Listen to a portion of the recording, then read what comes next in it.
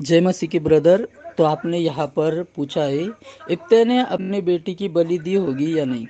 तो इस बात को समझने के लिए आपको इब्तिया का थोड़ा इंट्रोडक्शन समझना ज़रूरी है।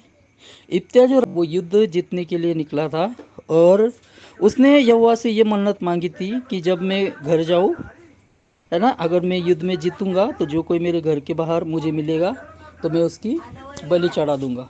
तो जब ये युद्ध जीत के आया तो देखते हैं कि उसकी बेटी जो है वो पहले उसको दिखाई दी, इसलिए उसको उसकी बलि चढ़ाना ही ज़रूरी था।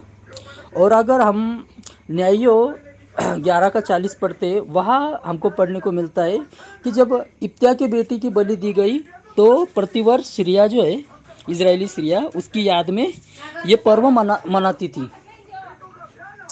और उसका आदर और सम्मान करती थी। अब खुदा ने ये होने क्यों दिया? खुदा ने ये इसलिए होने दिया क्योंकि ये उसकी बेवकूफ़ी थी, और खुदा ने उनको ये संदेश दिया कि ऐसे बेवकूफ़ी में कोई भी ऐसी मन्नत नहीं मांगना चाहिए जिसके कारण ऐसा साथ हुआ कि उसको अपनी बेटी को ही कुर्बान करना पड़ा।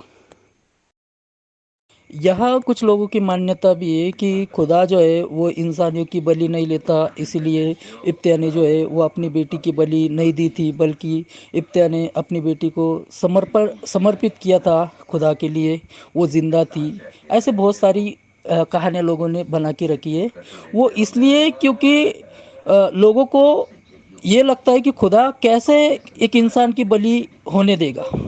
तो देखो, खुदा जब ये इब्तिया ने खुदा से मन्नत मांगी, तो जब ये इब्तिया बलि दिया तो खुदा कोई उतर के आके रोकेगा नहीं उसको, क्योंकि उसकी गलती थी। उसने बेकूबी में खुदा से ये मन्नत मांगी थी, तो उसके गलती के कारण ये सब कुछ हुआ है।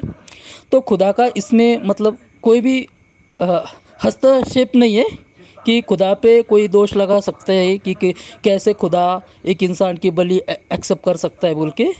बल्कि खुदा ने ये सब कुछ इसलिए होने दिया कि इजरायली लोगों को सबक मिले कि तुम जो कुछ भी ऐसे मुझसे मन्नत मांगो तो वो मन्नत पूरे सोच समझ कर मांगो कि मैं क्या मांग रहा हूँ। ऐसी मन्नत नहीं मांग लेना जिससे अपने बच्चों को तुमको खोना पड़े। ये उन लोगों के लिए बहुत बड़ा सबक था।